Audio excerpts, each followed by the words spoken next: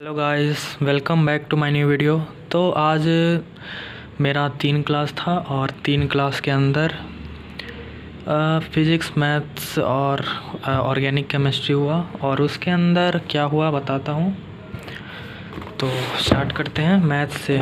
तो मैथ में indefinite integration के अंदर वही क्वेश्चंस के टाइप्स करवाए हैं सर आज। उसके अंदर टाइप्स ही रहते हैं, मतलब क्वेश्चन सॉल्व करने के कैसे टाइप्स होते हैं। तो एक ये प्रॉपर्टी बताए हैं कि ये एफ एक्स टी एक्स हो और जी इन्वर्स, मतलब इस एफ एक्स का इन्वर्स हो, उसके टर्म में ऐसे लिखा हो तो उसका सीधा अपर लिमिट का मल्टीप्लिकेशन माइनस लोअर लिमिट का प्रोडक्ट, तो वही होता है। इसका प्रूफ लिखवाए नीचे। फिर properties of definite integration start किए हैं आज सर, जिसके अंदर प्रॉपर्टी 1 तो पता ही रहता है, हम लोग पहले से ही यूज करते आ रहे हैं। चेंज ऑफ लिमिट्स भी यूज करते ही आ रहे हैं।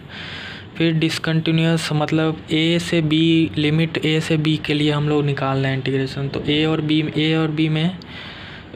बी के बीच में अगर डिसकंटिन्यूअस है बीच में, तो उसको, जैसे for example x equal to c और d में डिसकंटिन्यूअस है तो उसको तोड़ के लिखना पड़ता है इंटीग्रेट करने के लिए, नहीं तो ऐसे डायरेक्ट करेंगे तो गलत आ जाता है। तो उसका एग्जांपल भी ग्रेटेस्ट इंटीजर फंक्शन का एग्जांपल करा के बता दिए कैसे होता है। फिर फिज़िक्स के अंदर आते हैं। मैग्नेटिज्म हुआ है आज, मैग्नेटिज्म ही चल रहा है मतलब, और ख़त्म भी होने वाला है। सर बोले हैं, जैसा कि ऐसा बोले हैं कि एक ही लेक्चर बचा हुआ है मतलब उसके अंदर। तो आज केस 6 पढ़ाए हैं कि अगर वो भी हो, मैग्नेटिक फील्ड भी हो और इलेक्ट्रिक फील्ड भी हो, तो कैसे करते हैं, मतलब क्या होता है, और दोनों परपेंडिकुलर होते हैं एक दूसरे के, तब क्या होता है। तो ये पूरा केस बताए हैं। और उसका कोऑर्डिनेट, पार्टिकल का कोऑर्डिनेट कैसे लिखते हैं, पूरा 2 पेज का इंटीग्रेट करके लिखवाए हैं। और ये मतलब कुछ याद नहीं रखना था, सिर्फ प्रोसेस समझना था कि कैसे निकालते हैं। फिर कुछ क्वेश्चंस करवाए हैं।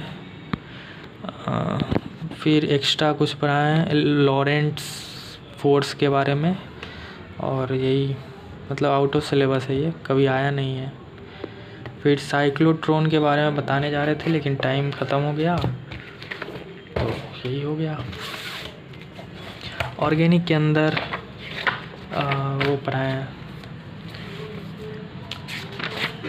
Addition of water, hydration of alkene. अभी एल्कीन चल रहा है हम लोग का हाइड्रोकार्बन के अंदर, तो हाइड्रेशन ऑफ एल्कीन पढ़ाएं आज। मैकेनिज़्म पढ़ाएं, फिर एग्जाम्पल्स कराएं। मतलब कम ही पढ़ाएं आज, क्योंकि सर ने होमवर्क दिया था MS जॉन से पूरा एल्काइल हैलाइड का सब्स्टिट्यूशन वाला पार्ट सारा करके आने के लिए। तो उसी में डिस्कशन के अंदर बहुत ज़्यादा टाइम चला गया, तो कम ही पढ़ा पाए आज।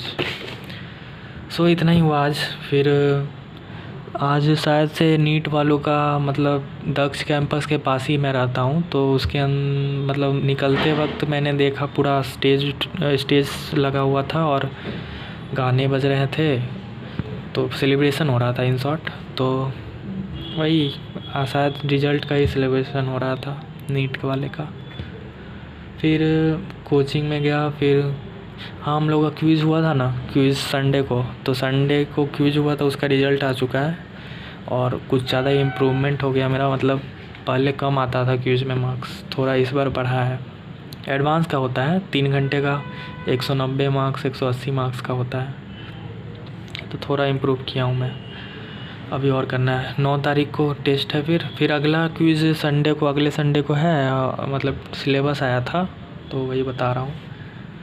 सो इतना ही हुआ आज।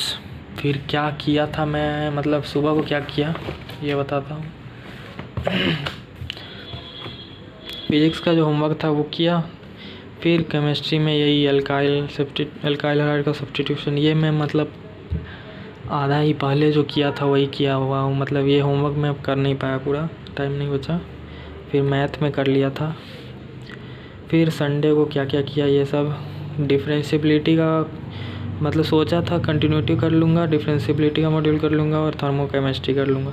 मतलब क्वेश्चंस बहुत बचे हुए थे उसके अंदर, कंप्लीट नहीं था मेरा मॉड्यूल, तो थर्मोकेमिस्ट्री छूट गया, डिफरेंशियबिलिटी नहीं कर पाया पूरा। मतलब लास्ट एक्सरसाइज बच गया जिसके अंदर 10 क्वेश्चन, 10 से 11 क्वेश्चन होंगे, वो करना है मतलब, क्योंकि टेस्ट में आ रहा है अगले। सो मिलते हैं अगले वाले वीडियो में, क्योंकि कल 2 क्लास है, मतलब कल है class, don't worry. So that's all, मिलते हैं कल, बाय।